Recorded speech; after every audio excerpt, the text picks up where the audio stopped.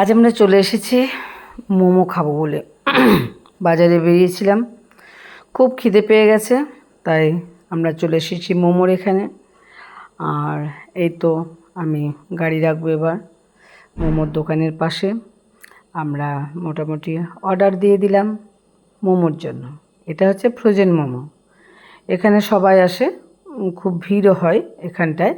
তো অনেক দিন থেকে শুনছি এখানকার মোমোর কথা, তো যার জন্য আমরা চলে এসেছি আমি আর রিমা।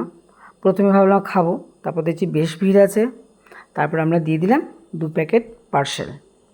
আমরা নিয়েছি স্টিম মোমো, আমরা স্টিম মোমোটা খাবো। আমরা 2 প্যাকেট পার্সেলের অর্ডার দিয়ে দিয়েছি, আর দেখি কতক্ষণে দেয়।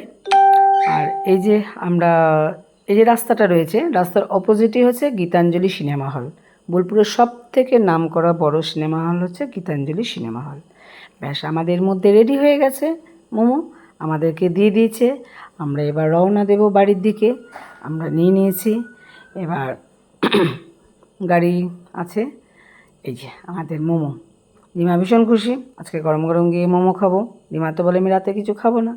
ঠিক আছে, চলো দেখা যাক কী হয়। এই যে আমরা বাড়ির দিকে রওনা দিয়ে দিয়েছি। বাড়ি পৌঁছে গিয়ে বেশ হাত পা ধুয়ে ভালো করে আরাম করে বসে মোমোটা খাবো। এই যে সাজিয়ে নিয়েছি আমরা মোমো, বাড়িতে চলে এসেছি।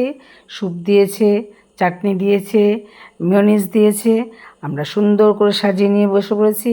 বন্ধুরা, কেমন লাগলো কমেন্টসে জানাবে। বাই।